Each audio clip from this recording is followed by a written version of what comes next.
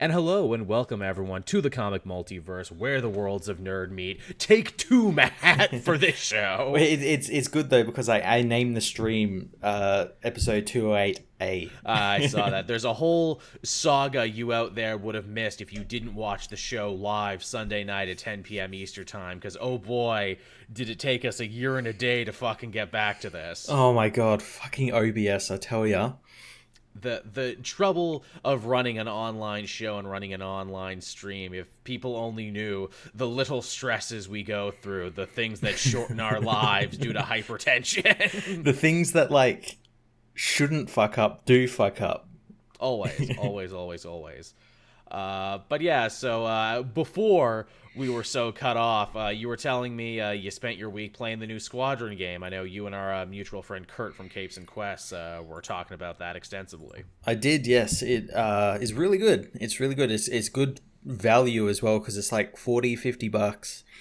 You get a 6 or 7 hour long story. You get the multiplayer. You get a bunch of customization options, and the game looks really good as well. It's pretty in depth as well. It's basically like Flight Simulator, but in Star Wars. Yeah, I was interested in it because I know a lot of people were saying like, "Ooh, I got to get a new flight stick for it, make it really, really impressive and everything." I'm like, "Ooh, I'll definitely have to do that when I can afford that," because November's coming up. And we got like basically a new great game every month, starting from the end of October to December. So, tis the season of much consumption. Yeah, oh yeah. And we got like PlayStation 5 and Xbox and all that coming out. Absolutely. I didn't pre-order. I think we talked about this last week on the show. I have never had any luck with pre-orders. Also, too, because I'm like, well, I can either buy this console for $500 whatever or take that money and buy Cyberpunk and buy a bunch of the other stuff that's coming out. Although it's funny, what we're going to talk about later in the show, but I was on a bit of a kung fu kick this week, which in turn caused me to be like, ooh, I should listen to some Wu-Tang, and then from listening to some Wu-Tang, man, I should replay Def Jam. Oh, there's no legal way to get any of the Def Jam games due to, endless licensing issues for both songs and rappers. Okay, I guess I'll dip my toe into finding a way to play it somewhere else. So that was how my week was. Yes. Emulators, they're pretty cool. Pretty cool. Yeah. And again, this is the one thing I think I can morally justify. No, they will never re-release any of these Def Jam games in any other legal form. This is the only way to keep this piece of digital art alive. Yeah, well, eventually that's got to probably be the only way you can keep it alive. Although apparently the Def Jam Twitter, apparently blue balls people every couple of months. Like, hey, remember how good this game was? Shouldn't we do this again? Yes, motherfucker. Yes, you should. I think Ice-T was even talking about it at some point, and gamers were like, Ice, you could actually make this happen. Like, don't talk about why they don't make another one. Go make another one. Go down to Def Jam Records and say, hey, we should really make another one of these. Yeah. Yeah, for real. But yeah, that's what my weekend has been like. That and ambulance shows. Yeah, you were talking just before about ambulance shows, yeah. Yes, on Amazon. They have them in two flavors, the UK one and the Australian one. And the Australian one I found particularly interesting because they do a lot of high-speed crashes there, and also, Australian drivers, and you can tell me if this is a correct portrait or not, just do not give a fuck about ambulances. They do not stop. They just kind of do their own thing. Oh, yeah. Yeah, no, I know from eyewitness experience that's a real thing. It's the damnedest thing. I'm like, these Australian cars aren't moving. They're driving towards. They're playing chicken with the ambulance. What? Like Canada, obviously, we have our own stereotypes of bad drivers, like out in French Canada and Quebec and everything. But their thing is that, they're just really reckless and drive really, really fast. But I just love the idea. No, we're not moving for this ambulance. Good shit. So that's been my kick. What about you? What has not been Star Wars centric in your week this week? Well, I never talked about it last week, or at least I don't remember, but I recently got into the world of building Gundams and Gundam models. I've seen that. I'm a little jealous. You and I both talked about this being like, man, with quarantine and all this time on our hands, we're going to have to take up new nerdy hobbies. And you and I talked for like a good 15 minutes off mic about like, yeah, well, I wonder, would you need the tools? Would you need the glue? Tell me about the world of Gundam models, Matt. Well, for me, it was like, I'd wanted to do it for a while, but to get same. them, I'd have to buy them off like Amazon or eBay and stuff, and prices there are kind of ridiculous. And then I'd have to wait for them to ship. But then I found out there was a place not far from where I live that actually it's like a hobby shop. So it's like an online shop that sells Gundams. Oh, really? Like Gundams, like the paints, like all the stuff you'd need for Gundams, all the different like brands and everything. And they're like an online store, and they ship it to your house within like 2 days. So I went through all of there and picked out like a bunch of different ones, and yeah, I've just been building. I've ended up, how many have I got here? I've got like all the boxes stacked up ready to put in storage. I've got 1, 2, 3, 4, 6. 6. Oh wow, that's a new addiction. You're on the Gundams and you're on them hard now. Pump them right into my veins. They're really fun. And I'm having a long, really great time painting and detailing them as well. I did my first like proper one that I painted from the ground up and then detailed it and everything, and it looks really damn cool. I always see them at every convention, and I'm like, yo, that looks fun. And then I'm like, but when I'm done, where am I going to put them? I have so little space. I cleaned off my kitchen table just recently, and I'm like, oh, I could work on some Gundams there, listen to some smooth jazz, just let the stress melt away of the fact that the world is on fire. Yeah, not only that, like some of them come with like so much shit. Like it's just not like the actual Gundam robot. It's like you get like an entire arsenal. I bought one that came with like, it's like a holding pen for it. Oh wow! Like one of those things that like you see in like the shows that like have all the people running along with the scaffolding and all that sort of stuff. I'm like, holy shit, this is awesome. I'm sitting here looking at my desk right now, and how much space do I even have now? Not much. I got my dinosaur from Tartakovsky's Primal. I got my hook hand Aquaman from Justice League. That was like a birthday gift to me, and I'm really happy to keep that one on my desk. If I go down to the drawer, I got my dice tray and stuff that people know from Capes and Quest with my 2 types of dice. Actually, my friends that I've been playing the same game with in high school forever, they demanded to play tonight. And I'm like, guys, I have a show at 10. It's the only show that has never changed. Are you really going to double book me in one night? And it was like, well, you're telling me, not asking me, so I guess I'll be there. So that's why that's there. My Xbox gamepad, I don't own a game or an Xbox, but it's good for PC and everything, so I keep that there. So that's a new segment, everyone. What's around your computer right now? Mine's just covered in Gundams. There it is. Just all Gundams. Gundams and like Gundam paint. The Gundams have taken over Matt's computer area. We're gonna come back tomorrow, and like the room just all around you is more and more Gundams. It just keeps piling up more and more as the quarantine goes on. He's more Gundam than man now. Sounds super fun. Don't be shocked if I start doing that too. Oh, do it. A good fan of ours, Marvin, actually, he's super into it, and he actually gave me kind of like a good primer for newbies there. It's like, you're going to need this. Here's the cheapest way you can get it. Here's a good starter Gundam for it. And apparently one of them is a Char Aznable Zaku, and I'm like, okay, I know what that is. Even if I'm not like the biggest Gundam guy, I am aware of who Char is now. He's like the biggest guy in the series. Yeah, I didn't buy his Zaku. I bought like one of his like men's Zaku, but I've been buying like, I've got probably like 3 versions of like the like hero Gundam that everyone knows, the RX 78. I think it's called. Yeah, I've got 3 because it's just such a cool looking design. It is. That's why it's so popular, because Gundams fucking rule. Yeah.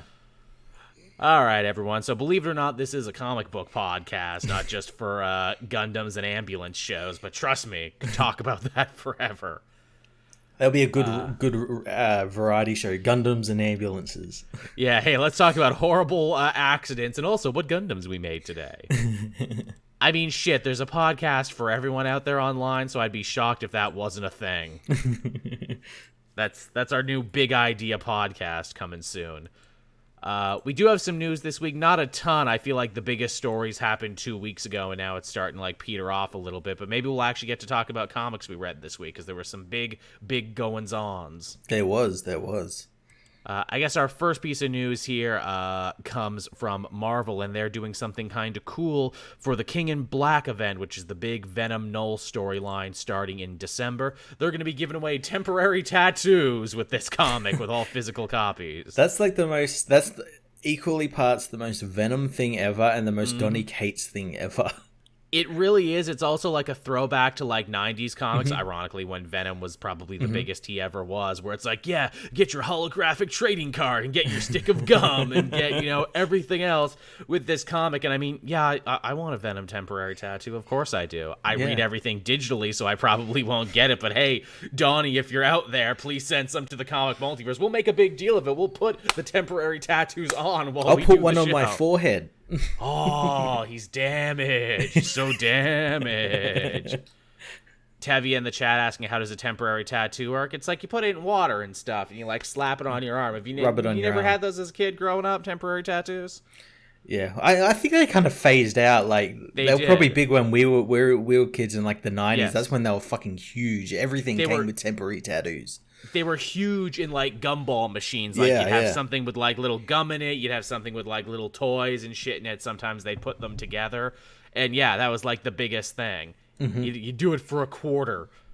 Yeah. Just because we don't sound old enough. Back in my day, gum and vending machines cost only a quarter.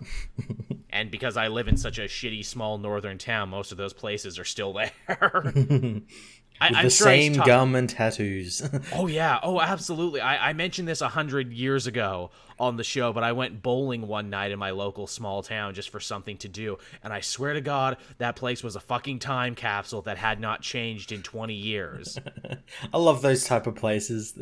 Same linoleum floor, same, cleaning smell on the chairs. And I shit you not, in the claw machine, they had like original Digimon plushes from like 1990, whatever. Go get some of them. They're probably worth a fortune now. That was my thing. I'm just like, can I fucking break into this? Because, yeah, these things have not been touched in like 2 decades. I'm sure these are worth a lot of money now.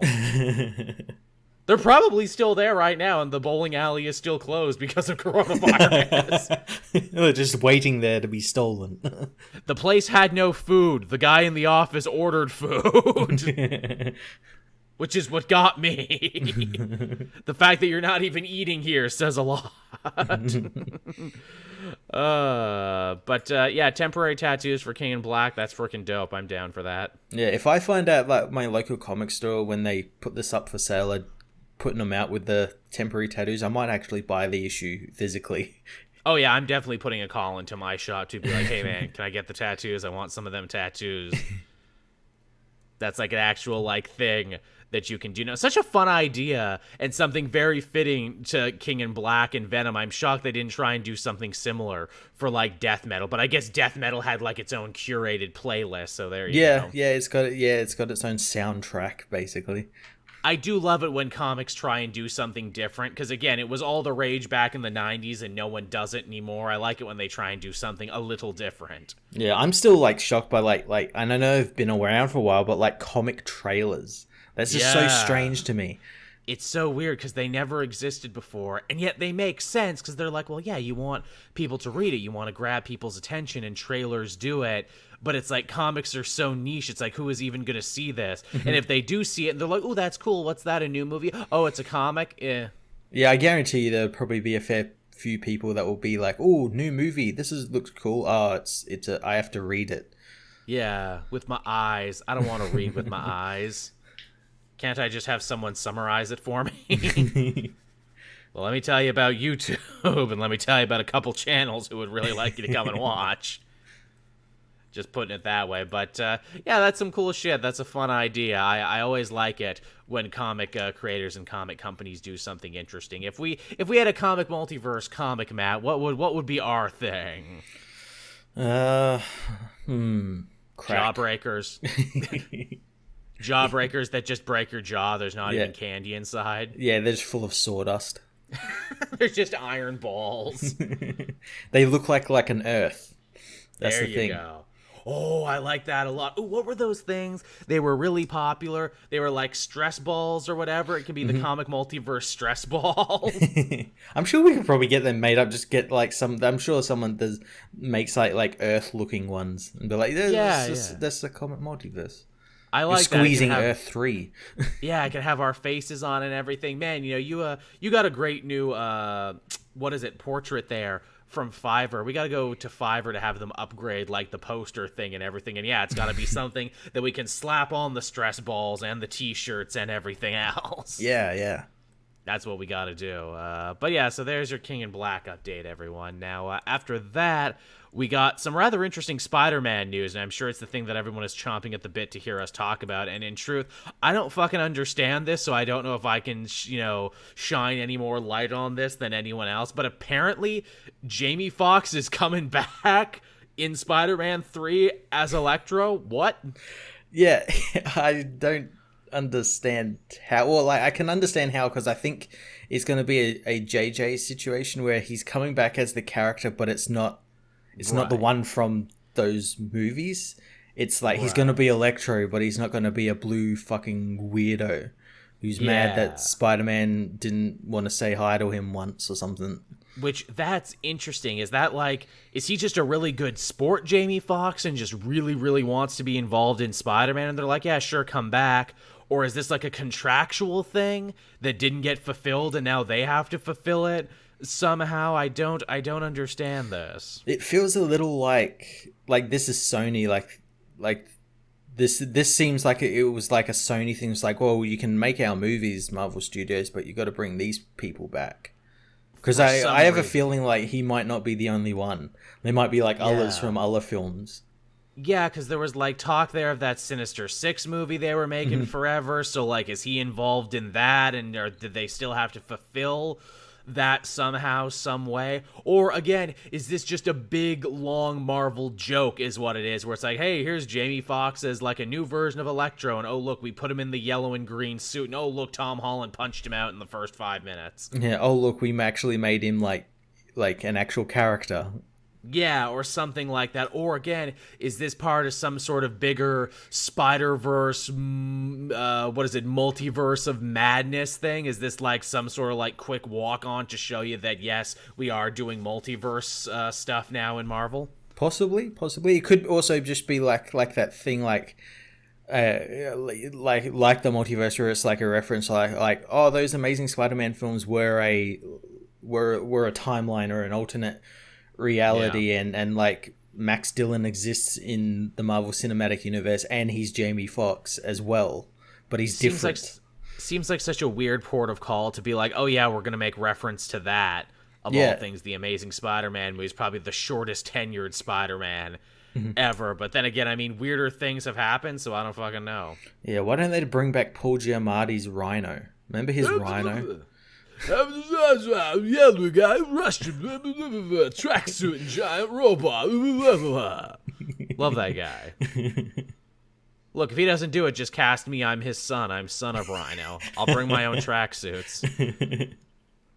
That's something they could definitely go with. Yeah, weird choice. I guess we'll see where this one ultimately goes. I don't think anyone was expecting that news when they woke up. No, not at all. I do know. I think he said he wouldn't be blue.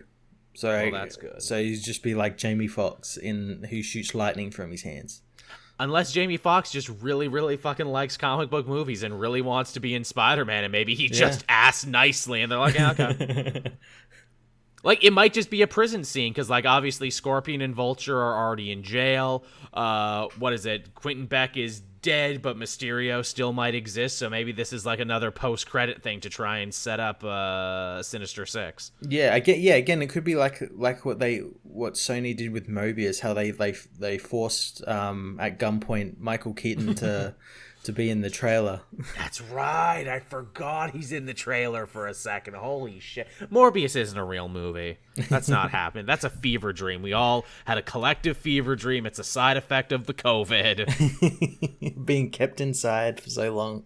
For so long. That's not a real movie. That didn't happen.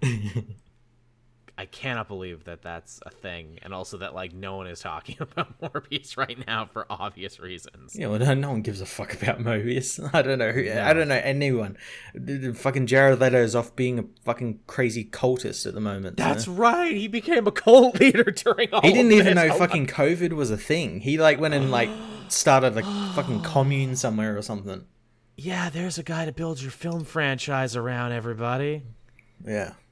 Holy shit. Yeah, don't get too hyped for Morbius 2, everybody. Mr. Damaged himself. Morbius 2 filmed at Jared Leto's cult compound. We're filming right in the compound, everybody. Oh, yeah, Morbius 2 going into some weird and different directions, everybody. Thank you for reminding me about that, Matt. I totally forgot that, and it brings me much, much joy. Brings me much joy that happened. Something that didn't bring a lot of people joy, though, and it's another Spider-Man related story, and this shit's just weird. So if you get the PS5 and you get the Miles Morales Spider-Man game, you also get the remastered version of the original PlayStation Spider-Man game. And for some strange reason, they decided to change the character model for Peter Parker. He looks a lot more like Tom Holland now. Yeah, well, the reason they gave is that the new actor, who actually does look exactly like Tom Holland, like... Oh, really? The new guy they got playing him looks exactly like him.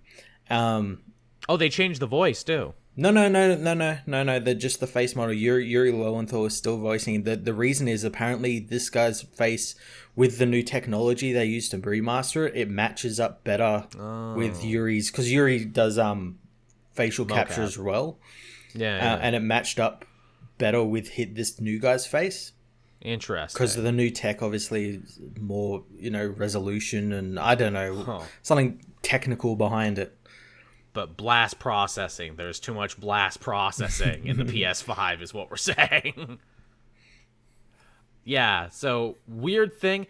Didn't bother me. I'm just like, oh, okay. Because, I mean, it's not like they're destroying every copy of the other game or something. No. You can still buy it. Chances are you probably already own it. But some people took this to be the fucking Spanish Inquisition for some reason. It's fucking Spider-Man fans. These are the same people that bullied Insomniac into putting the Raimi suit into the game. They'll post all up until and even after that suit was in the film. Was in the game. They just kept like spamming their Twitter and Facebooks and everything, telling them to put it in. I will never understand the behavior of some nerds, even though I am one. The strange obsessiveness speaks to something deeper that I may never understand. It's weird, man. It's so weird. It's a hell of a thing. But yeah, so remastered Spider-Man, different face. Yeah, I'm fine. I'd like to see it a little bit more because I only showed this one little scene of it. Yeah. But I'd like to see it more in like motion and like suit, like scenes where he's got the mask off in the suit and everything. Yeah. But in saying that, like the stuff we saw of the new remastered game does look really damn good. Yes, it looks very pretty, and it like was already brand new a pretty game. Yeah.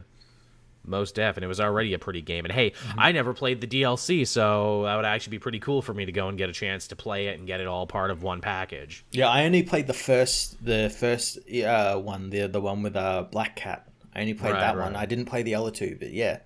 Yeah, they did a couple. Yeah, and I know the remaster I think comes with all of them, all three of them. Aren't there like new costumes too they're putting in this as well?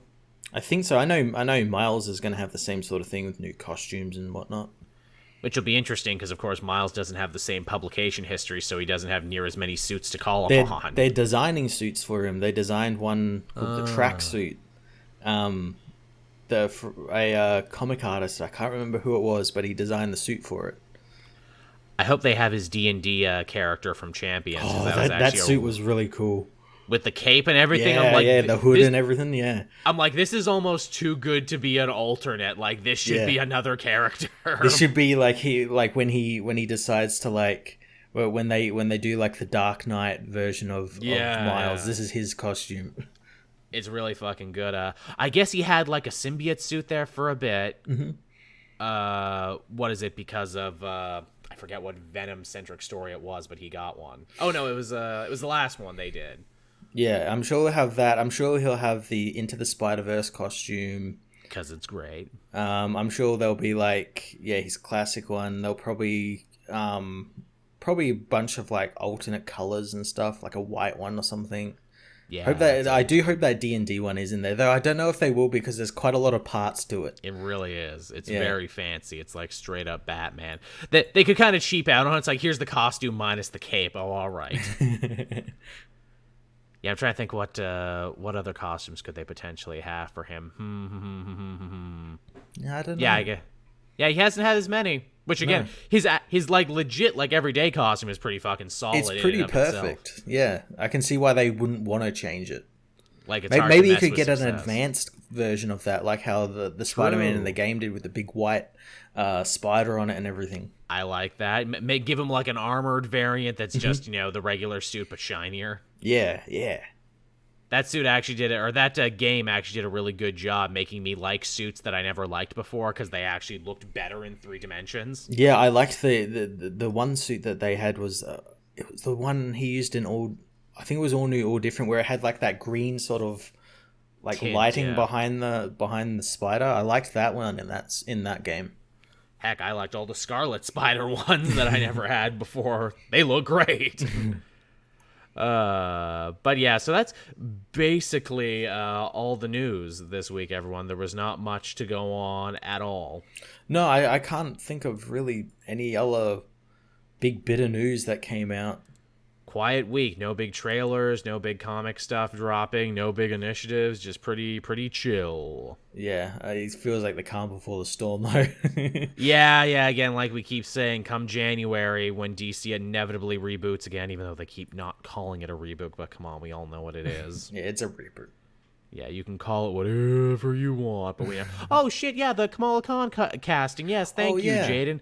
That happened at like the tail end of last week, eh? Yes, it did. They cast another Canadian actress. She is from Markham, which, not to give too much away, but Markham is literally an hour away from me. Which is pretty fucking dope. I love that they cast her. She's kind of an unknown. She hasn't been in anything yet, but she has been very involved within the entertainment industry. Apparently, she worked very closely with the Toronto International Film Festival, trying to get like some more, diverse submissions and everything. So yeah, she feels very much like a legit Kamala Khan in real life. That's awesome. And, of course, because the internet is a horrible place, they were sure to go on her, of course, letterbox account and start going through her movie taste and everything, and fucking Screen Rant did a whole article, and I'm like, God damn it, she is a fucking child. Can you not do this? Did they really internet? Do that? Yes, they did. Oh my god. The big thing Screen Rant wrote a fucking article on was apparently she wrote, like, a not great review of the Captain Marvel movie. Well, she doesn't have to like it. Yeah, I know. There's nothing that says, like, if you take a character who's related to, say, Captain Marvel, that you have to like their film. Yeah, and it's so fucked up, too, because, like, her literal review is like, hey, I give it 2 stars, but none of this is for Brie Larson. She's great. And I'm like, oh, again, that sounds very much like Kamala. I'm mad at what Captain Marvel has done, but she's still my hero and inspiration. It's funny, too, when I heard that she was Canadian and she was from Markham, I'm like, oh, fuck, I gotta try and get her on the show at some point. That would be amazing. And then I hear all this go down, I'm like, and this is why she will probably stay off social media forever and not talk to anyone that's not vetted. And you know what? That's fine. I understand. Yeah, I don't think she actually had like Twitter or anything. So no, or if she did, she got rid of it before the casting. Got rid of it real quick. Again, you see, young people smart and thinking. Delete your Twitter, delete your streams, delete everything before you got big. What is it here? I have her name in front of me. Again, because, she has a Pakistani name. Everyone, all the websites I read keep spelling it differently. Yeah. Which is a hell of a thing. Villaney is what it is. Imin Villaney. Mm-hmm. So good for her. That's exciting. That also means, hey, that show is moving along at a good pace now, isn't it? Yeah, well, I think all of them are starting to sort of ramp up production. Because I think Falcon and Winter Soldier, or Wonder Vision, I think is basically finished. Falcon and Winter Soldier is like in its last like couple of weeks, so like they'll be finished and being shipped out. So they need to start up production on these other shows. So yeah. Naturally. Also, too, if I can gloat for a little bit, Shang-Chi, Canadian. She-Hulk, Canadian. Miss Marvel, Canadian. We coming for your jobs, Americans. We taking them all. Tomorrow you're going to find out that I've been named, I don't know, like the new host for G4 or something. God, I wish. That makes me wonder, too, the fact that they keep casting so many Canadians. Does that mean they're going to be filming those shows probably in Toronto to save some money? I don't know, maybe, because I know goddamn Falcon and Winter Soldier is like going all over the bloody world to like film. Yeah. And I think Wonder Vision, I think, was mainly set, so they filmed like backlots and stuff. Yeah, I wonder if they looked at something like The Boys and they're like, oh, so we can actually film in Toronto and just make it look like New York. Yeah. Yeah, that'd be something. I can see it. Oh, please let me do a walk-on in one of these, please. I will drive the 2-hour train trip to get down there just to stand in the background. My dream job is I want to play like Thug Number 2 that gets punched out by one of the heroes. That's on my bucket list. I want to have a quote on the back of a book, and I want to get punched out as Thug Number 2. And we'll be like, hey, everyone, look there. That was me they punched. Punch me real good. I said, hey, lay it in. You can punch me for real. It's fine.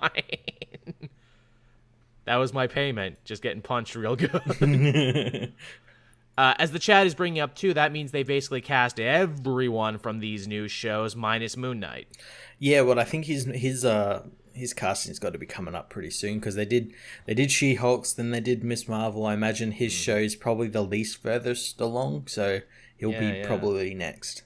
A lot of Keanu Reeves rumors, but then again, I feel Keanu Reeves is one of those actors they just rumor for everything. Oh yeah, I think I saw him rumored for like Reed Richards and Kraven the Hunter and just all these different roles. Didn't you have a good pitch recently for someone for Moon Knight where I'm like, oh yeah, that's good? I did? Yeah, I think you did. I can't remember. I'm sure I know we talked about it. I remember talking about it when like a while back, but I can't actually remember. Yeah, you told me one and it was good. Here's two just off the top of my head as I think about it. Is Walton Goggins too old? I maybe for like one of them. I know he's in the MCU already, but shit, that's right, he just is. Get him to. I mean, it's Moon Knight. That's true. He could just be like, was it the cabbie one? Yeah, I mean, we've been doing some double day. Okay, not Walton Goggins. See, I forgot he was already in the franchise. Holy shit. I have not watched that movie in a while, but I should. See, my first port of call is always actors from the show The Shield. Okay, not him. Here's a weird one. So I've been watching Fargo Season 4 recently, and Jason Schwartzman, who was like Gideon Graves in the Scott Pilgrim movie, plays a bad guy in this, and he's very good and very slimy and very crazy and in his own right. I'd do that. That'd be pretty cool, yeah. Also Schwartzman, so you'd be casting a Jewish actor to play a Jewish character. Yeah, I'm sure a lot of people would love that. Absolutely, and in fact, I'm pretty sure they are going to have to cast someone Jewish for that role, which naturally, when you say that, people are like, Jake Gyllenhaal, because he's one of the only people they know. Unfortunately, we can't have Liev Schreiber, though I would love to have Liev Schreiber in the role. I mean, I don't know why we can't. Yeah. Shia LaBeouf, the chat is shit saying, yeah, I know he was rumored there for a bit. Lord knows he could play crazy. Yeah. I don't know. I don't know whether it's... That's like a different kind of crazy. That's like he's actually crazy. Yeah, like it's not an act. He's actually a little fucking mental. Yeah, they would probably never do it because they wouldn't want to do 3 paychecks, but wouldn't it be really interesting if it's like, oh, we cast our Moon Knight, and it's Keanu Reeves, and Jason Schwartzman, and Shia LaBeouf. Yes, that's right, we cast 3 actors for Moon Knight. Well, see, I think they're going to do that. I feel like they're going to do that. I feel like we're going to get someone playing Mark Spector, someone playing... Who's the cabbie? Which one's the cabbie? Stephen Grant is the millionaire. We had this conversation. Yeah. I think we had this conversation a couple weeks ago. Yeah, I feel like you got to cast like 3 different actors who kind of sort of look the same for the 3 roles, and then get like a stunt double to do like the actual Moon Knight in the costume stuff. Jake Lockley, thank you. We always forget Jake Lockley. Someone too is also saying the actor who played Freddie Mercury, Rami Malek. Yep. He's definitely weird enough, that's for sure. Yeah, and I know he plays good villains. Indeed, he does. Yeah, I think there's a lot of good choices. But again, don't be shocked if it's another Canadian, and if we capture all of them. Also, Jesus Christ, this really lets you know that they're watching a lot of Canadian TV there on frickin' what is it, on the Marvel Disney lot. Yeah, and again, it could also be say as well as like, well, we're going to be shooting in like Canada and like Toronto or Vancouver or something. We'll cast someone like from around there who's quite famous. And who already, lives around there in the area. Although, that being said, most Canadians who are famous don't actually live in Canada anymore, which is same of all sorts of places. Oh, no, we got to go to LA. We got to go to Hollywood. I mean, I'm sure the Hemsworths don't live in Australia anymore. Oh, no, Chris does. Does he? Did you not see that video? Like, it was like a couple of weeks ago. There was like a news report out in some place, and he just appeared. Like, because his family like owned like some land a little further up, and he'd been living there since this whole Corona stuff had started. Wow. He just like turned up and just like did the weather for him. Oh, well, that's nice. Good for him. I always like it when people from a place feel like they don't have to move to Hollywood or New York or whatever, that they can stick around. Oh, I'm sure he's probably got like 20 homes there already. Oh, of course. Oh, I'm not saying don't do that. Hey, have a place everywhere. Go hang out in Paris for the weekend. Hang out in New York. Go to Katz's Deli. Do whatever. I would do it. I'd just be saying like, no, but I live in Canada, though. I say that now, but I'm sure if I did, it's just like, oh, Hollywood North, so stifling. I don't get the roles I need. No, I don't want to do another CBC original series. And when I say CBC, everyone, I mean the Canadian Broadcast Company. Just putting that out there. So yeah, I guess we want to talk about what we read this week now that we know we officially tackled all the stories. Thank you, chat, for reminding me. If I didn't remember that, I would have kicked myself. Where would you like to begin, Matt? Should we talk about the Exoswords? Yeah, let's talk about Exoswords. It's continued in, was it X Factor issue 4? Yes, X Factor issue number 4. This issue wastes zero time getting started. They literally threw you right into the end of X of Swords creation, where the mutants are coming back from getting ambushed by the sword bearers and the summoner, and they're all kinds of fucked up. Yeah, they're all kinds of fucked up, because obviously we got Richter, who got hit by one of those poison arrows and is slowly dying. Apocalypse, who got stabbed in the back and in the front, is also dying. We had Rockslide die last issue, who is super dead. And yeah, they all come back and they all get sent off to the usual healing chamber and resurrection and stuff. And we find out that something's fucky with Rockslide. Oops, turns out if you die in other worlds, you stay dead because it's a nexus of multiple dimensions, and when Cerebro tries to make a backup of your mind, the file gets corrupted and wipes all your saves. It wipes it and then starts a new game, but it's like a new Rockslide, but he doesn't know what he is, who he is, and no memories of his past life.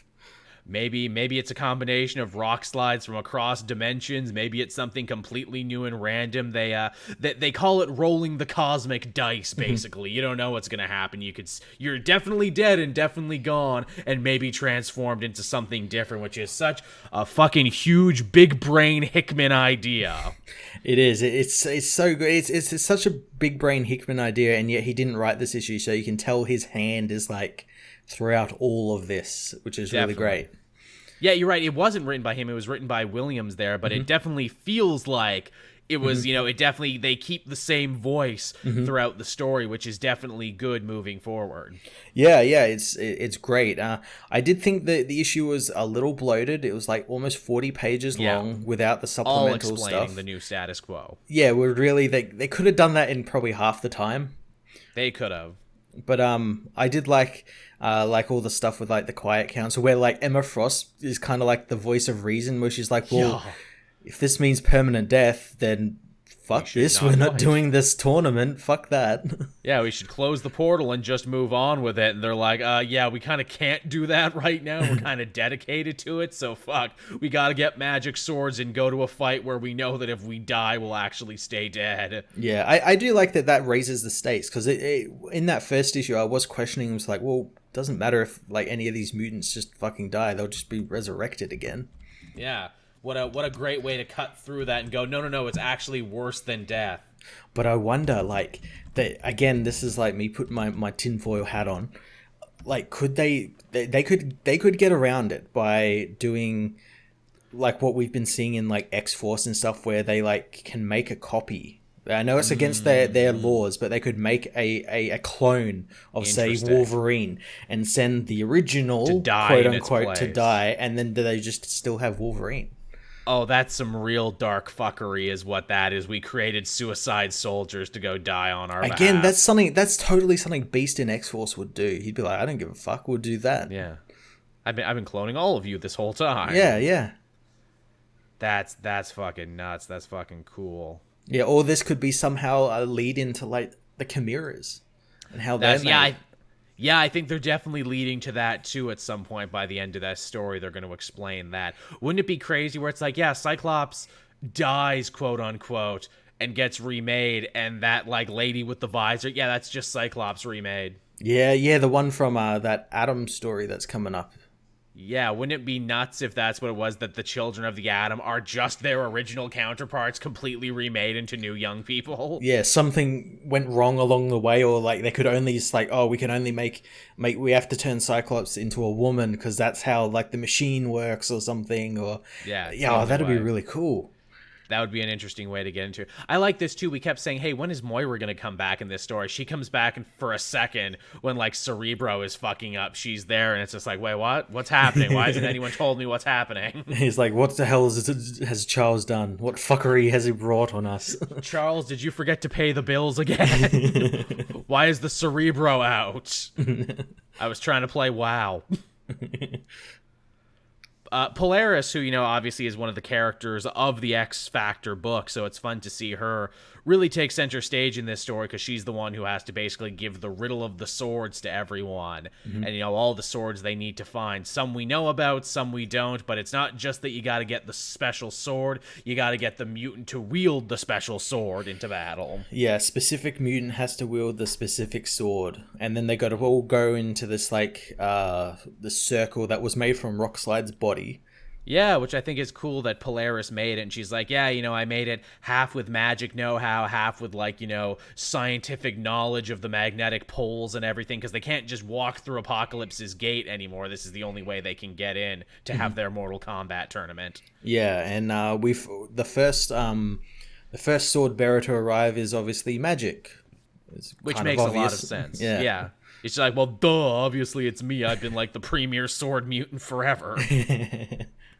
Some of the other ones they mentioned, Wolverine and the Muramasa, duh. Mm-hmm. That one makes a lot of sense. What is it? Cypher and Warlock, who is his sword, and he's like, well, wait, can we even go? We're technically two people. Is that breaking the rules?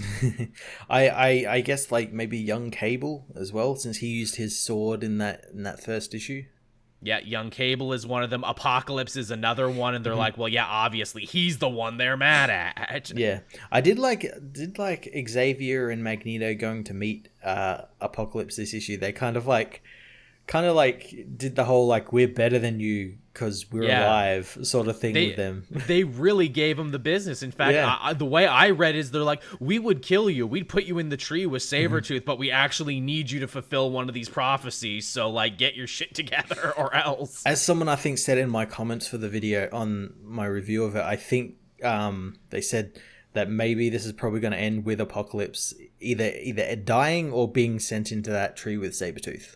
That'd be a hell of a thing. Man, I was thinking about that last night. I'm like, yeah, they sacrificed Sabretooth right away to show how serious they were. Because it's like, yeah, here's a well-known, prominent mutant with a fan following. And it's like, yep, he's the first one in the tree. And I'm like, it makes sense because Sabretooth has shown he has no loyalty to anybody and doesn't give a fuck about society. Yeah, I can't wait till he gets out. He's going to be pissed.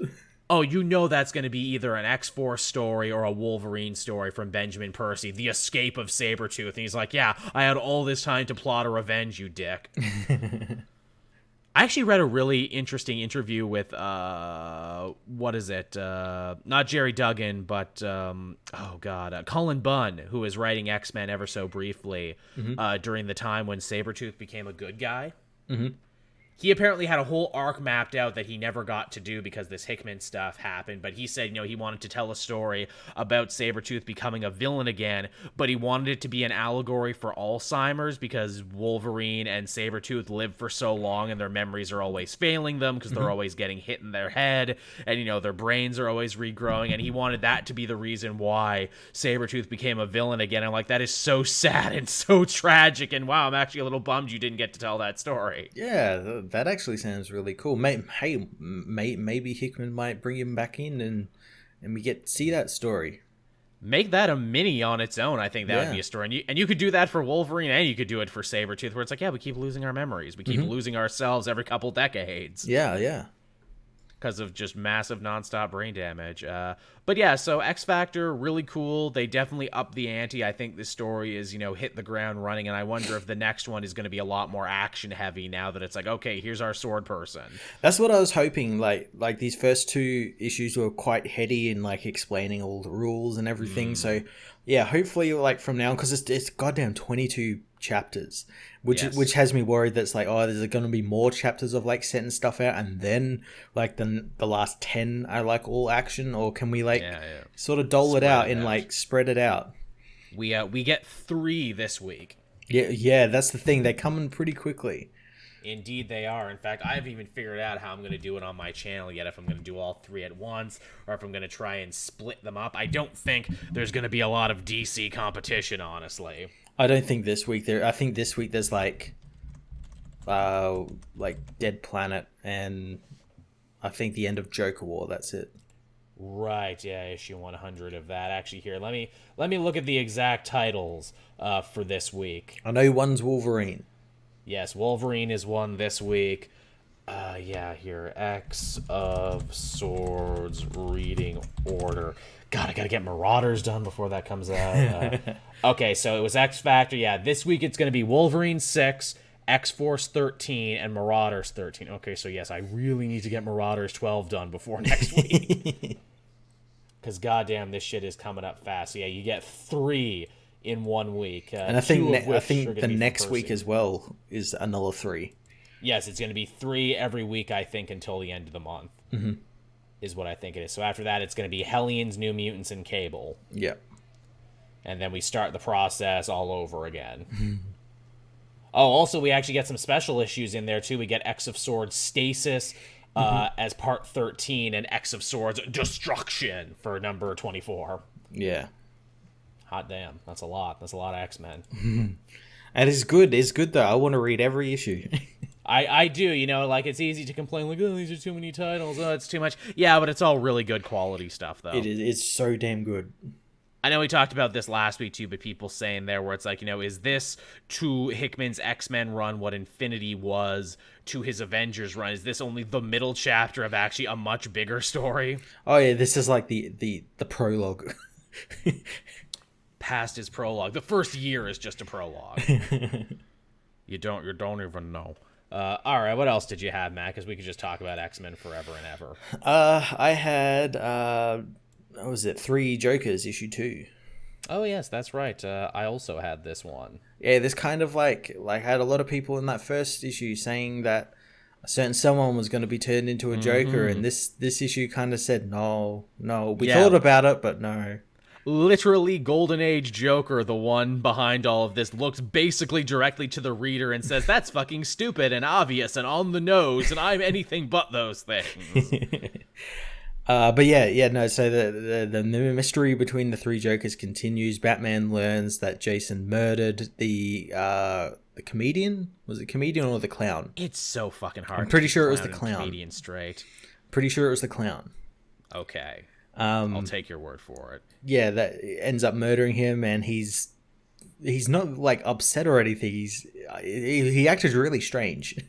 He has a quiet fury. He knows that it's his fault and that there's no point in getting mad at Jason, but he's also not going to get mad at himself. There's a lot of very complicated emotions going on in this story. Yeah, and you've got Barbara who wants him to be getting mad and wants him to find Jason before Jason does anything stupid. And Jason does do something stupid, and that's trying to go for the Joker himself and try and track down where they're taking all these chemicals. Yep. backfires on him in a major way. It's funny too, we also get to see a bit here where apparently Joe Chill is also involved in this on some level. The Joker left his prints at a crime scene, and it's a really great moment. It's very understated, where like Batman goes to his cell and you can tell that he has a speech ready that he's been writing for like ever, only to go in there. Yeah, he stutters only to go in there and realize that Joe Chill is nowhere to be found, so he can't do his speech. Yeah, I love that moment where he stutters. It's not really a stutter. It's like he speaks like really quietly. He's kind of like meek a little bit, and it's like, oh, it caught Batman off guard. That doesn't happen very often. No, and that Batman actually looks silly. Also, hey, the pictures on Joe Chill's wall, that kind of looks like the family that Joker was imagining in the beginning. Interesting. Are they implying that one of these Jokers might actually be Joe Chill's son? That's what I took away from it, because the kid looks more like Joker than anything. Well, I think so, because I can't remember what it was for. I think it was like a long time ago when they did like a Joker origin. He had like the comedian one. He had like a wife, and she was pregnant, and they mentioned for killing Joke. Yeah. They mentioned he had he was going to have a boy. And that's what the family was. He was remembering that, but it might also be related to this Joe Chill stuff. Right, like maybe he's remembering it wrong and everything. In fact, the wife there looks like the wife from Killing Joke. Which, I hope I'm wrong. I hope this is Jeff Johns being like, haha, I knew you would think that, just like I knew you would think the Red Hood thing, and I got ahead of you once again. It probably is. It absolutely is. Because I think Jeff Johns is really flexing his metatext muscles in this, where it's like, I'm a comic fan, and I know how comic fans think, and so I'm going to fucking get ahead of you. I think the big emotional payoff for this issue was actually Barbara and Jason getting a chance to talk about their mutual trauma at the hand of the Joker, which I don't think has ever happened in the main series, and you're like, how has that never happened? Yeah, and it's interesting because they're basically two sides of the same coin. Whereas, like, Barbara got... She even says as much. She got help from her father and Bruce and all these people around her. I walked away from it, literally. Yeah, whereas Jason was just left in a grave. Yeah. The thing he says that's so gutting is like, I don't think I ever had anyone. Yeah. Which I'm like, that's so fucking harsh, but also like super fucking true. yeah. It's the best Jason Todd has ever been written, ever. It's the deepest, most complex, most adult. It's the Jason who's like, yeah, I actually have a problem. And honestly, it's pretty truthful for Batman too, for him to be like, no, I'm an emotional anorexic. I let Jason down because I couldn't go and talk to him. I needed him to come to me like Barbara came to me, because that's the only way I work. Yeah. And I thought that was really solid and really well done. And even just the panels they have that are completely silent, where like an injured Jason wakes up in Barbara's apartment and sees her physical therapy charts and sees her wheelchair and sees all this other stuff. And it's like, oh yeah, all the healing I didn't do. Yeah, this could have been me, but it wasn't. Yeah, it's well done. I enjoyed it quite a lot. Yeah. Again, Jeff Johns, he brings the heat, man, even for something that has been, built up for so very long. Yeah, and just like the amount of references and stuff in this to like past Batman stories, past Joker stories, and he references it all. Oh, yeah, this is to The Killing Joke what Doomsday Clock was to Watchmen. It's just a wash in references. Everything's a reference. Yeah. Joker holds the camcorder at the end exactly like he held the Polaroid. Yeah, well, let's talk about that ending, though. So Joker and one of the Jokers, I can't tell which one it was. I think it was the comedian. I think so. Ends up breaking into Blackgate and breaking out Joe Chill, who was dying of cancer. Yes, so we think. Ends up breaking him out and taking him, and Joker seemingly wants him to like confess on the real reason why he murdered the Thomas and Martha Wayne, and Again, this is me thinking like a fan, and I know Jeff Johns will have thought of this, and he'll be like, haha, it's not that. And everyone else was thinking this as well, and he's going to get Joe Chill to admit that Joker planned this, and Joker orchestrated everything to make Batman become something. Because there was that line where like the boss Joker, the criminal, talked about how he existed long before Batman, and he ran the city. And it makes me think that like, oh, maybe he got bored and wanted something to like combat him and something fun. And if you're thinking like, hey, doesn't that sound way too much like Batman 89? Oh, well, this book actually has the thugs from Batman 89 in it. Yeah, and and Batman's costume is basically Keaton's. The freaking tattoo on one of the guys, too, is the original Joker design, which is freaking crazy. And again, just so many references from all over the place. Yeah.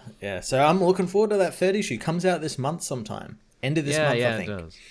I think, too, this will be one of those books that probably reads better down the line because it's so close to Joker War and, like, literally the scene where it's like, ooh, all these, proto-Jokers coming out of the chemical pool. And I'm like, this would have been cooler if Tynion didn't already do it just a couple weeks ago. Yeah, well, again, like, this book was just hampered by delays for some reason. Yeah. So, like, it was meant to, I think, come out, but like, way back when, just after, like, Doomsday Clock was meant to originally finish. Now, what from this do you think is actually going to become canon? Because there's a lot of talk there where it's like, oh, well, it isn't canon, but it isn't in canon. Well, we took it in and we took it out, and well, if people like it, it'll be canon. We don't know yet. Yeah, well, from what I gather, it's like yes and no on canon, and I guess, and again, as you said, if people really like it, it'll become canon, and it kind of is anyway because they reference like this goes all the way back to fucking Jeff Johns' last run on Justice League, where Batman sat on the Mobius chair and learnt who the Joker was. It goes all the way back to there. Yeah, so it kind of is canon. I guess we'll see. And no, we never really figured out why this was delayed so vehemently. Yeah, I again, it might be just something because of like the old editorial. They didn't particularly like Johns, I know that, and they delayed goddamn Doomsday Clock up the wazoo and Shazam had a final issue this week. Yeah, I know. I couldn't believe that. Johns didn't write it. It was Loveness. Again, I haven't read it yet, but I flicked through it and I'm like, oh, this was meant to be like when he did that, when Loveness did that fill-in issue. Felt like it was meant to come after that. Like he was meant to do 2 in a row. Yeah. And I think that is how it meant to happen. Yeah, and they like for some reason repurposed it. I don't fucking know. It was a good issue. It looked pretty cool. Yeah, absolutely. The chat is saying Didio, hey, if you're interested in Didio, be sure to watch the Elseworlds Exchange this Tuesday. The show that I normally co-host but got bumped for Didio.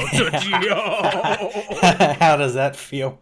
I never have a problem when I get bumped because that show gets really great guests, but now I can hold that one forever. I got bumped by Dan Didio.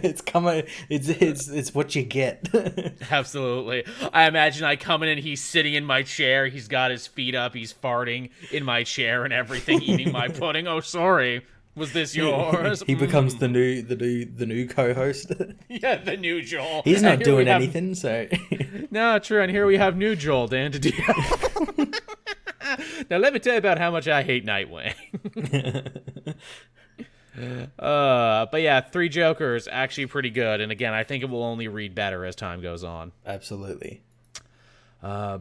What else do we have this week? Oh, I had the new Shang-Chi. I made reference to it in the beginning, and I think you and I really liked this one. I did. I really liked it.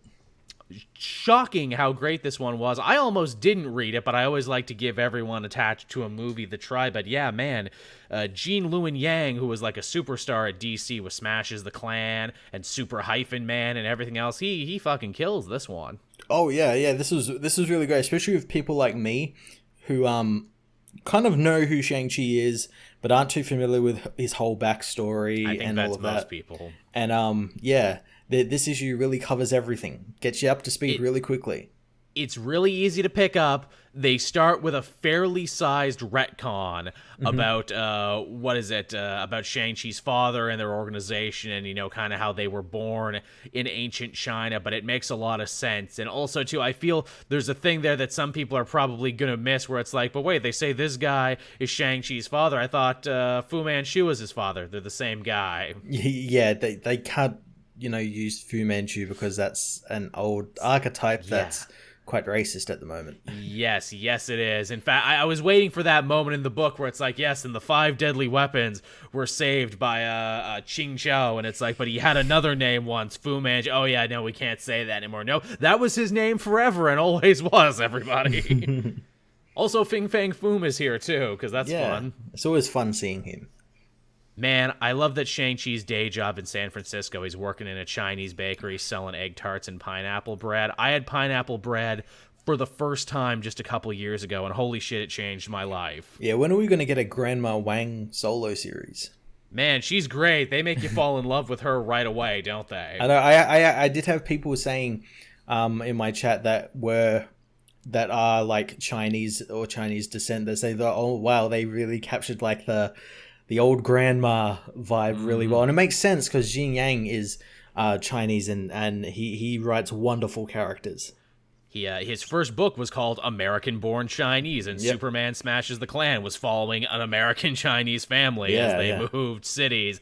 Clearly, this dude is infusing these books with a lot of his own very unique life story and, cultural signifiers, and it is so great because of that, and it wouldn't have had that if not for him. The bit that I loved is when, Agent Wu, who was like an actual character from the 70s Masters of Kung Fu series, comes to him and tries to start speaking to him in Mandarin. And he's like, can we stop doing this? Your Mandarin is so terrible. And she's like, yeah, well, your English sucks. You sound like a fortune cookie. And he's like, yeah, I talk slow and pepper in Eastern wisdom so, like white Americans won't look past me and have to look at me. And I'm like, whoa, that feels fucking real. Yeah, that was great. That's some real ass shit, and also a nice little wink and nudge for Yang to be like, yeah, Shang-Chi's been written like a caricature for a lot of time in his publication history, but he's going to talk like a real person now. Yeah. He's just going to be a normal, everyday person. Which I'm like, that's fucking dope, and probably how he's going to be in the movie. Yeah. Good choice. Yeah. I think this and Black Panther are a perfect example of like, hey, if you take these characters that, represent a certain group of people and actually let someone from that group of people write them, magic happens. Yeah, it's almost like they've had similar experiences and can draw on from life experiences. Yeah, and make it feel true to life and everything, while also being ultimately super accessible to everyone else, and those stories really pop and really come to life and everything, and just, it's good shit. Shang-Chi, solid. Also, what I like about it too is it fills a kung fu shaped hole that no one at either company is filling right now. There is no kung fu series. Yeah. No, I'm looking forward to it, to diving into that world of kung fu and like the stuff like Fing Fang Foom and more stuff like that, or like the mystical stuff. I hope it sticks around. Now, it's funny. I wonder, are people going to be like in this series like they are in every Iron Fist series? And that is, hey, when is Shang-Chi going to show up? And are they going to be in this book and be like, hey, when is Iron Fist going to show up? Actually, he might show up. That'd be. I'd actually like Jin Yang to tackle Iron Fist. Same. And everything that's with his character, and maybe kind of make it meta about the show and everything. I think there could definitely be some interesting places there. Tackle Orientalism, as it is called, and what that show got a lot thrown at it about. But yeah, Shang-Chi is great. Everyone, don't sleep on this one because it's genuinely something super cool and special. It's great. Yeah, good shit. What else did you have, Matt?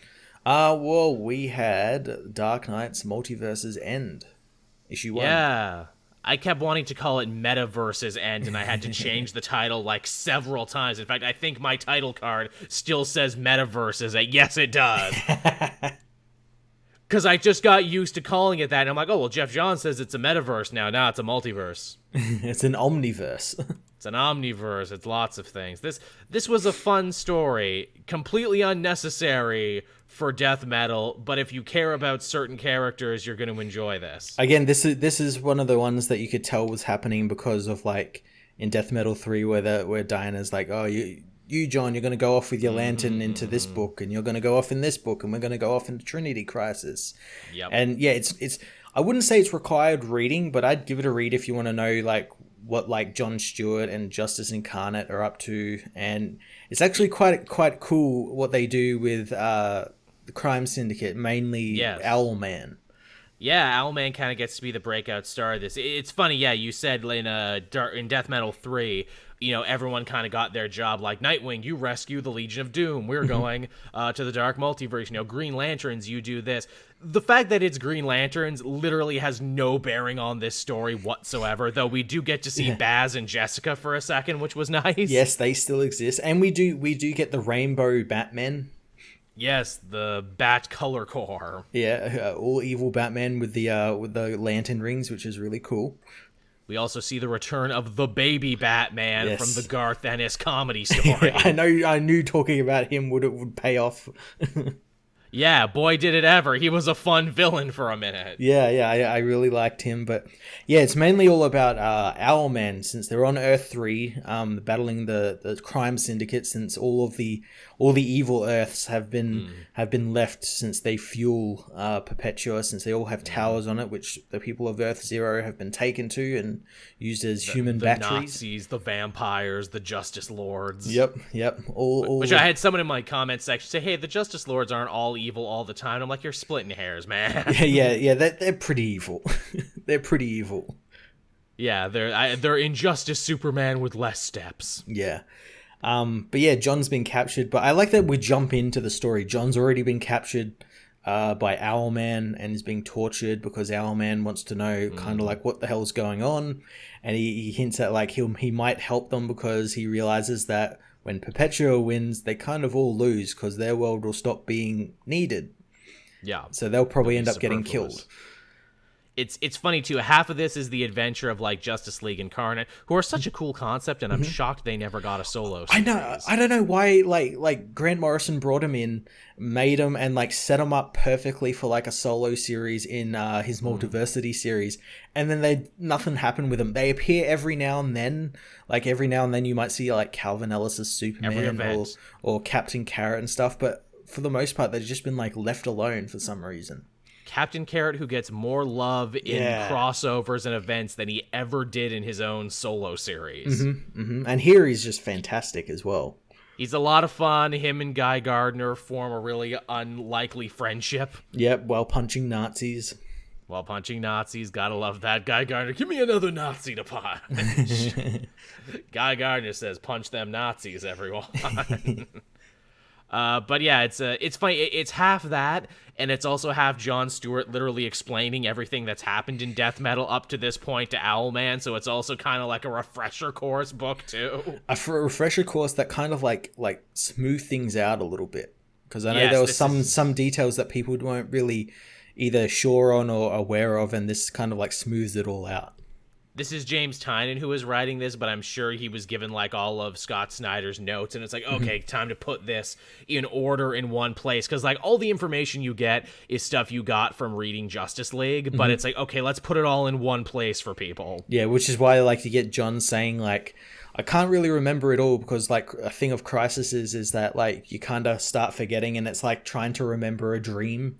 You Wibbly wobbly. Sort of forget stuff, and I like that he mentions in a line, it's like, oh, there was all this stuff with like the Legion of Doom, but you don't need to hear that. You don't need to hear that part. Go read the book. A Harbinger shows up, which I thought was interesting. Another deep Crisis pull. Yep, Harbinger, who's like a computer now, and she has access to all of the like past Earths and like what happened and everything, because Owlman uses it, because Owlman realizes he's not the original Owlman, and that kind of shocks him. That kind of shocks him, so he uses Harbinger to see his previous deaths and every death, it's so good. It's so goddamn cool. Watches him die by the hand of Dr. Manhattan and all of this stuff, and it's actually really cool, because he comes to the realization that because of that, he's like an assurance, like the multiverses die and get reborn, and so does he, because he is the true and real Dark Mirror of Batman. I love that he really gets pissed off at Perpetua and the Darkest Knight for basically biting his gimmick. Yeah, it's like, you took this and ran with it, and you've ruined everything, but I am the original one, so I get the last laugh. I'm the first, I'm the best, Batman will always exist when the universe is recreated, which means I will always exist as his polar mirror opposite. And I'm like, that's sociopath thinking, but also he's not wrong. Yeah, well, as John says, like he ends up helping the heroes, but he ends up helping the heroes because of that. It's like such a petty reason. Yes, and also it's a comedy, so it makes sense when literally the final part of this book is a man in a bird suit fighting a baby dressed as Batman. Yeah, after killing his friends, after killing Ultraman and Superwoman, and fighting a baby. Again, how do people not realize this is a comedy? It's schlock. This is a joke. And the color Batman core were there too. Yeah. That it's all just silly. Literally, Stuart and the other Green Lanterns at the end of the book are like, did that actually fucking happen? Yeah, though this multiverse, man, is fucking weird. This is really weird, man. But yeah, I don't know if I would say this one is a necessary read, but it's definitely fun if that's what you're looking for. Yeah, it's. I have a feeling like all these books are going to be pretty fun. Yeah, they're all fun in their own interesting way. What else did you have, Matt? I had. What did I have? I had Injustice Year Zero, issue 7. Oh yes, this is still chugging along. Yeah, so last issue we had Joker take over Alan Scott with his Apophis amulet, and he killed Sandman. But then we thought maybe Alan died because Alan, when he was possessed by Joker, lost like the power in his ring gave out because only a short amount of time, and he ended up plummeting from the sky. He actually ended up surviving, but he's gravely wounded. And the heroes of the Justice League and JSA come together to try and figure out like, well, Alan Scott wouldn't just murder Wesley Dodds. Like, what the fuck's going on here? So they begin their investigation. There's a great moment between Superman and Alan Scott's husband Jim, where Jim says that he's glad that Superman came around because it meant that Alan kind of realized that he doesn't have to do this all the time now. Superman gave the couple time together. It's a really nice moment. And there's a really, really great moment that kind of solidifies, like, why do people like Joker and Harley as a couple? They're an awful relationship. Yeah, and that's definition of toxic. That's when Joker tries to go and kill Amazing Man with a courier. He tries to shoot the guy, but because Amazing Man can, like, change his skin into whatever he touches, does Amazing Man still have a terrible costume? He doesn't wear the costume in this episode, but he does have, like, that green costume that he did wear in, like, the 40s and stuff. Yes. Right. Yeah, so he ends up surviving the assassination attempt, and Joker realizes that he needs to, like, sort of find a balance of possessing someone and making them realize what they're doing while they feel it happen. So there's, like, a fear, because that's more fun. And to do that, he ends up using Harley as a guinea pig to test this out on, and gets her to jump. I saw that panel you showed. And gets her to jump off a balcony, and she ends up like breaking her arms and legs and stuff, and that's like her like wake up call in a way to leave the Joker. And she has a great note that says like if in doubt, break glass or something, and she ends up like breaking through a window and just leaving Joker. Oh, that's fun. That's cool. Yeah, it's a cool issue. This has been chugging along really nicely. Injustice is one of those books where it's like, I need to go back and read this whole thing. Yeah. And that's definitely some good shit in there.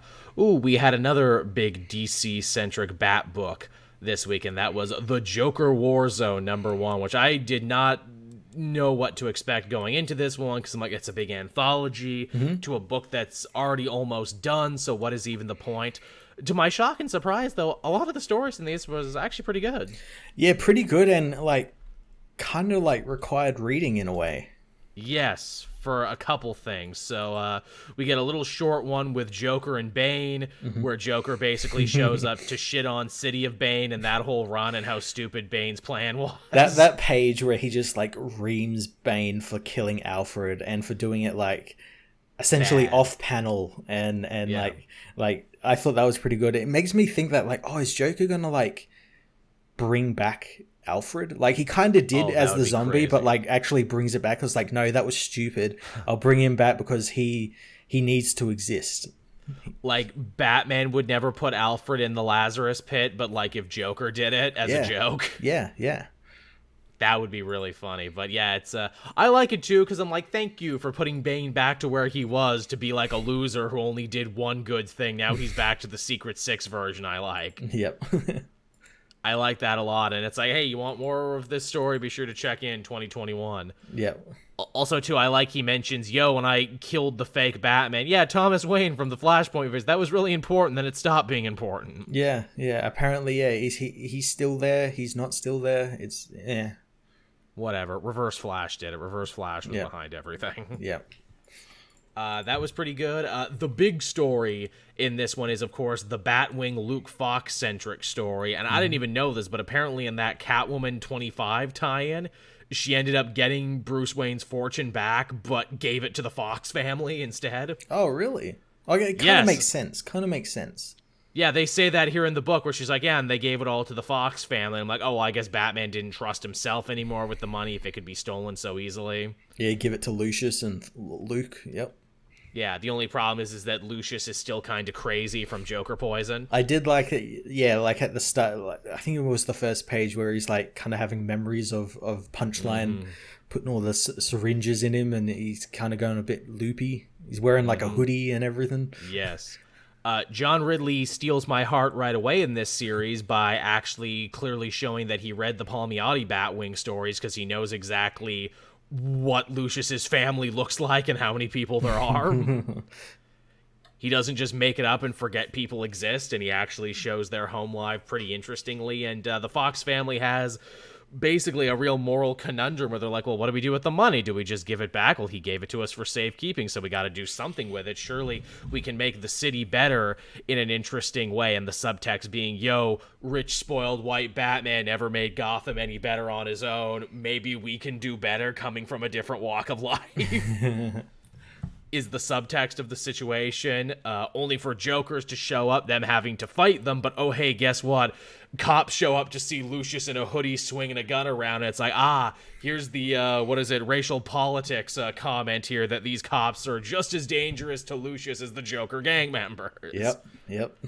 And Luke has to step in and stop them, and eventually they're like, yeah, you know what? This situation has shown us that, yeah, we probably should do something new and interesting with this money to try and help out Gotham, and to do it, we're bringing back Timothy Fox, Lucia's original son, from, like, even pre-Crisis, like Earth 1. Long time ago, yeah. Character most people was forgotten about. This was the kid that would often fight with his father all the time. Again, about racial issues, there's a famous panel wherein Timothy Fox calls his dad an Oreo. And I can only imagine what that character would be like in 2020. Probably much the same, so it would be interesting to see him come back in a modern parlance. Absolutely, yeah. So I went from, like, not really knowing what to think of that John Ripley Batman project, being like, meh, he writes movies, what could he possibly bring to comics, to reading this and being like, oh, you actually read the shit and know your homework, and you're actually got some cool ideas. Okay, I want to read this now. You're going to do something really fucking awesome. Yeah, it's something that I'm sure will piss off a lot of internet shitbeards, which, bully for me. Yeah. But yeah, so that one was surprisingly good. That's awesome, yeah. Yeah, what else did you have in there that you like? Because there was a bunch of stories. Do we want to talk about all of them, or what was there was a pretty cool Poison Ivy one where she returns to the garden, find it like on fire. Yeah, and so she breaks bad again. It's funny, people are saying, Jesus Christ, Poison Ivy's like a wrestler. She keeps turning heel and face so much it's hard to keep track. Yeah, I saw a lot of people getting mad that she's turning back into a villain. I'm like, because they like the Harley TV but I'm like, good, because again, it felt like she was just kind of following Harley's lead a little bit there. She was. Yeah, where it's like, no, good on her for like becoming a villain again. I'm interested to see that. I don't think there's been a really good Poison Ivy villain story in a long, long time, and it looks like Tynion has a pitch, so okay. Yeah, I'm down for it. They did have that solo series, but again, that wasn't like, she wasn't really a villain. She was like more morally dubious, but like it wasn't a villain. She keeps waffling back and forth. I would just like them to pick something and run with it, please. Yeah, but I'm looking forward to that. We also got a Clown Hunter story where Clown Hunter was unmasked, and no, it is not Damian Wayne. Like everyone seemed to think it was for some reason. And Tynion even said it wasn't. Yeah, it's just a kid. It's just a kid. Yeah. Some random person. We still don't know their name. We learn a little bit about their backstory. They mention their parents in the past tense, assuming, okay, they might be dead, but were they killed by Jokers, or were they Jokers? We don't know. Yeah, but either. But yeah, it was a good smattering of stories that are all pretty damn good. Definitely. I have to wonder how new some of these stories are. I'm guessing that Poison Ivy one and that Bane one have to be fairly new because they're written by Tynion, and Tynion was only supposed to stay on till issue 100 of Batman, but now he's staying on for longer. Yeah. Some of them feel like they should have come earlier. like around like Year of the Villain time, maybe. Or something, yeah. I truly wonder what the status was on that one. But yeah, some fun stuff in there. A lot of people are really liked the spoiler orphan-centric one because it was cute and colorful and everything. And it's just nice to be reminded that those two characters exist in the Bat universe. Hey, we didn't forget about them. They're still out here doing stuff, we promise. But yeah, I had one last one, and it was Avengers. Oh, I haven't read that one. Yeah, it's all right. It's basically Moon Knight and Black Panther fighting for the whole issue. Yeah. We're coming to the end of this Age of Khonshu arc, aren't we? Yeah. Yeah. Yes, we are. And in fact, they're already kind of setting up the next Phoenix-based arc at the end of this one. Yeah, because Moon Knight becomes Phoenix. Yes, he does. He takes a whole beating just so he can take the Phoenix Force. And it's funny, I think someone in my comment section said it quite succinctly, where they're like, remember when the Phoenix Force was scary and special, and ever since, like, Avengers versus X-Men, now it's just like a power-up in a video game? Yeah, it's like anyone can have it. Anyone can have it, no matter what. It really doesn't feel special anymore. And I'm like, yeah, that's fair. I mean, the Unseen is in this book, too. I would say that, like, yeah, I saw that the Unseen was in that, and because obviously this takes place before Empire, so of course he would, yeah. And I'm like, Jason Aaron, you invented this character and then did nothing with them, and now someone else did something with them before you got the chance. Hell, maybe he set that up. Maybe, who knows? With this, yeah, maybe he set it up. Yeah, I don't know. A lot of cool stuff happens in this Avengers book, but I have like no emotional connection to anything that's actually happening in this story. I just like that it's like this could have been an event on its own. Yes, it could have been. But it's just an Avengers book. I like that. An Avengers book can just have like this huge thread in it because it should be like that. It's an Avengers book. Yeah. It should be. It should be the biggest thing. Yeah, and I like that they didn't try and like turn it into a huge event or anything like that. Yeah, absolutely. But yeah, that was Avengers. It was fine. How many more do you have, Matt? I've got 2 more. Okay, cool. Let's have them. I had where is it? I had Batman Superman Annual Issue 1. I almost picked this one up, but didn't because I needed the space for Shang-Chi. It's fun. It's the whole story is about who would win, Batman versus Superman. And it's done by Mixel Spitlick and Batmite, who are teaching 2 younger imps who are playing with Batman and Superman toys. They end up like using their powers to like theoretically do the whole Batman versus Superman thing. It's like Batman's like, well, Batman would use all his technology and everything to do it. And Mixel Spitlick says no, but Superman's got literally all of the powers. He would just one hit Batman.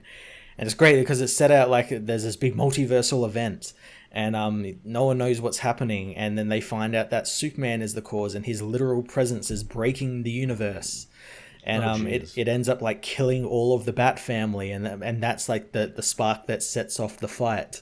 Until Batman is about to lose and he turns the sun red. It's his ultimate contingency. Then Mixel Spitlick takes over and is like, no, Superman would just one punch Batman and he'd die because Batman's a fucking human. Well, it's creative if nothing else. That's what's funny. Batman's like, that's not really creative and that's totally out of character for Superman. Just be a little bit creative.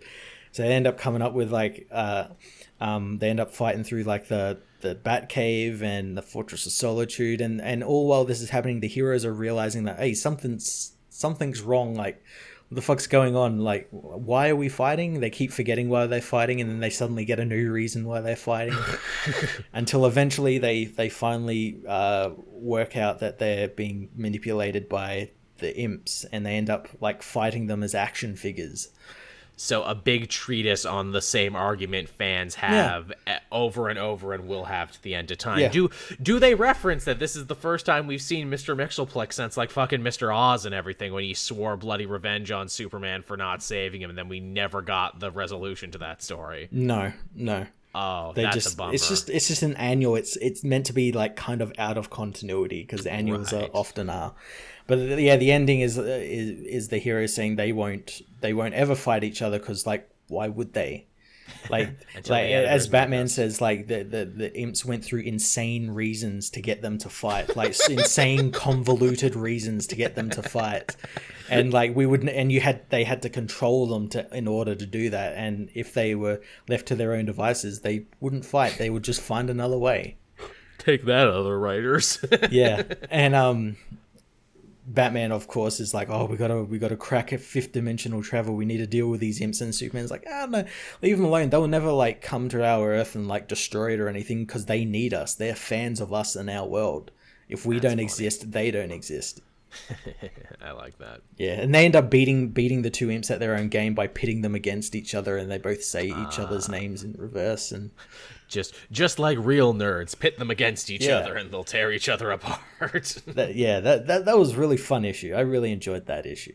Oh, that sounds good. And you had one last one? The last one was Justice League Annual issue 2. Oh, yes, this had an annual this week as well. Yeah, there's been a murder at the Hall of Justice. Not again. Some unknown person was murdered in a sub-basement of the hall, and all of the Batman assembles all the Justice League to figure out what happened, and he assembled all of the members that are in the Justice League because each of them have their own specific investigative style. Like Superman's an investigative reporter. True. Wonder Woman deals with like mystical and magical stuff. John Stewart's a space cop. Barry Allen's a CSI. He's the world's greatest detective. So they end up like looking over the body and everything, and then the hall locks down and ends up enacting all the protocols that they put in place to deal with their villains. So like the Zod protocol, the rooms turn into red sun lamps. A reverse flash protocol, which dampens Barry's speed. A Sinestro protocol, which stops the Green Lantern constructs being made. All these stuff. And they're trying to figure out like who the hell is like which villain is like doing this, and they're like, oh, it could be the Avatar of the Technology Kingdom, the Machine Queen, or it could be the Calculator or anything.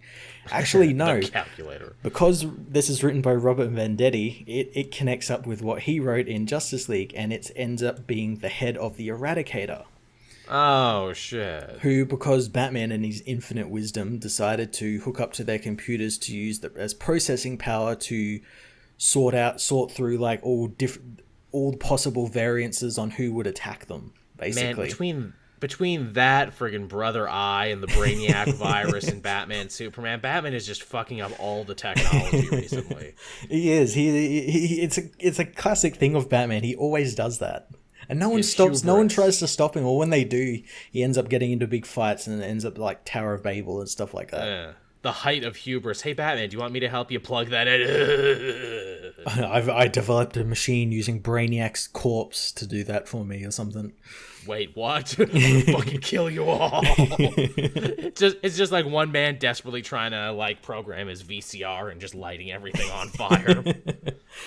So the League end up they end up beating the Eradicator by basically working together. That's the whole like treatise of the story. It's like together as a team they can overcome anything, and it's actually really cool. They use like to get out of the room, Barry uses one of Batman's batarangs and like phases it into a wall and gets Green Lantern to like hit it into the locking mechanism with his constructs, and it like opens the door, and then they use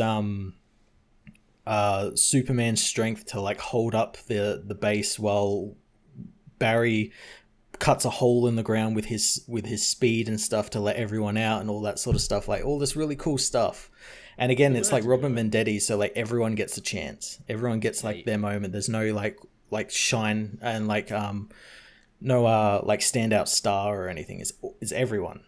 Well, that's what you like to see in your team book, and something that I dare say Avengers could learn recently. I'm like, this hasn't been a team book in forever. This is a Moon Knight story starring Black Panther. Yeah, and also, like, at the end, Batman ends up keeping Eradicator's head, so he's left the story open in case he comes back to write it. Well, duh. Friggin' Batman, man. All right, so that's all the things we read this week? That's all the things.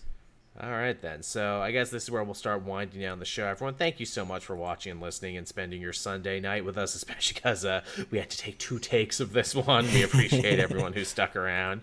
As always, if you're a patron, you'll get to listen to this first before anyone else, which is always very, very much appreciated. Also, hey, if you live in Canada and you want to help the show out and get yourself something nice, be sure to go down to the description and buy something off my Amazon storefront. I wondered why no one was buying stuff off the Amazon store link, and then I realized because I set it up in Canada, only Canadians can buy off it, but unfortunately most of our fan base is in America. Oops. Yeah, I've got to try and sort that out as well, because I got to set up like an American one as well. They gave me like the 90-day warning where it's like, we're going to take this away from you in 90 days. And I'm like, yeah, okay, whatever. I guess I'll just open an American one in 90 days. That's just long enough to get a 90-day fiance like the show. But yeah, thank you everyone for watching and listening again. For everyone else, you can find the show Wednesday, 8 a.m. Eastern Standard Time over on the channel. Yeah, that's about it. Do we have anything planned for the rest of the week, Matt? Anything coming up you want people to know about? Well, I'm gonna be streaming more Squadrons. I'm gonna finish the story mode. I think I'm like 3 missions away from finishing that, so I'll do that. Play some multiplayer, and other than that, not really. I'm gonna build more Gundams. There you go. Got to build more gun. I got more Hades to play. I got more ambulance shows to watch. I think Fargo came back tonight with a new episode. Fargo's fun. Nice. I gotta watch that. I've been enjoying that one. That's some good shit. The Boys will be done this week. Yeah, looking forward to that season finale. I can't believe it came so quickly. We'll have to do a whole spoiler cast on The Boys next week. Absolutely. Now that we can talk about it, boy, what a season it's been. I dare say this season was better than the first. Oh, absolutely. It's so good. And apparently it's like gone crazy in like ratings and everything now. Yeah, from what I understand, yeah, it seems like everyone was watching. That's pretty dope. Yeah. Anything else this week coming out? Anything else big and interesting? I know as we head into October, I was gonna say will we do something horror themed? I don't know. Maybe we'll have to do a Halloween commentary or something. Yeah, I guess we would have to. We'd have to. Hold on, let me just check. What's something scary everyone would like us to do for a special Halloween commentary? That feels like something we should offer to fans. Scam Dark Phoenix. It's fucking scary, that's for sure. Lord knows I'm terrified about it. I live in fear of Dark Phoenix every day. I wake up and being like, "Oh, Dark Phoenix." Wake up in cold sweats. Yeah, it didn't happen. Someone's saying Dawn of the Dead 1978. Yeah. We could also do this, the Zack Snyder one, so we could just be like, hey, here's a thing we like from Zack Snyder. Yeah, which is mostly accredited to James Gunn. Yeah, James Gunn, who wrote it. He calls him a rock star several times on the commentary. He's like, yo, James Gunn, rock star, such a rock star. All these rock stars here, man. That's such a Zack Snyder word. Yeah, rock star, man. Just such a rock star. If you listen to that commentary, he says the word rock star about 300 times. Which he's not wrong. Ving Rhames is indeed a rock star. James Gunn is indeed a rock star. Yes. Godzilla 1998. We did that once, Jaden Brackett, name redacted. I can't even remember that. Neither can I. Horror comics or games. I don't even know if I have enough knowledge or background on that to do anything with that. Although, again, I am dipping my feet into emulation, so I don't know, maybe I'll do some horror thing that people can't get anymore, some, like, Japanese thing that never got reprinted. Ooh, yeah. The proper Silent Hill 2, not the remake one, or the remastered one that's not nearly as good, because they fucked up a lot. Yeah, I gotta look into those emulations, too, because there are, speaking of Japanese games, there is a couple of, like, horror ones that, like, I never got around to playing, just because, like, they were hard to find, like, Parasite Eve and all of that. Yeah.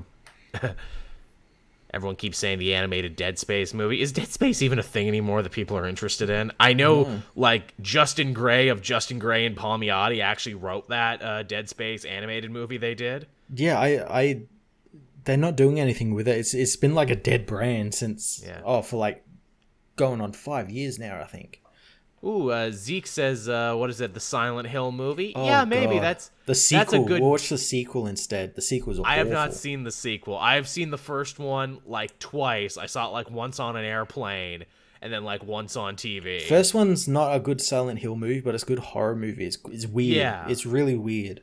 Yeah, it's wonderfully weird. Like, if it was anything but a Silent Hill movie, it would probably be okay. It's actually hampered by that. There we go. The Resident Evil live-action movies. We're doing them. Yeah. Have you seen the last one? I have not, actually. We should just, like, watch that. We should just watch that. You not know anything about it. and just watch it on. I just want to watch your face. I mean, look, man, if there's no comic news during October for Halloween, maybe we'll just have to watch all of them in order. What was the last one I watched? Okay, there's the first one where they're in the mansion. Mm-hmm. The second one, Nemesis, when they're in the city and in Toronto during the SARS outbreak. Actually, I know many of the places they filmed in that. The third one isn't the apocalypse, right? Yeah. Third one is the apocalypse. Okay, boy, they really fucking jumped in that Yeah. one, Oh didn't fuck they? yeah. Oh fuck yeah. And then what were the other ones? There was... I can't remember what their titles are.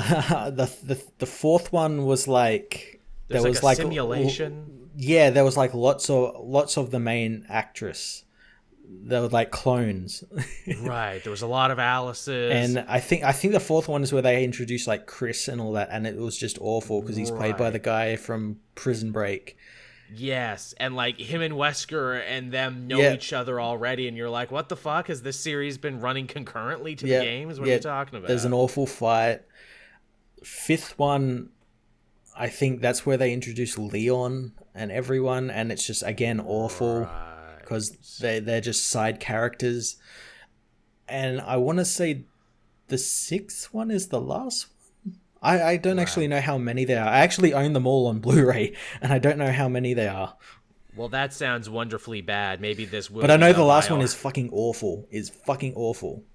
There you go. Maybe we will have to make this a Biohazard Halloween special on the comic multiverse. That's perfect. A bunch of movies, all pretty bad. Yeah, I think you nailed it, Chad. I think you got it. There you go. That might have to be what we do for Halloween. So thank you, everyone, for watching and listening. We really appreciate it. Matt and myself will be back again next week. Catch you later, everyone. Bye-bye.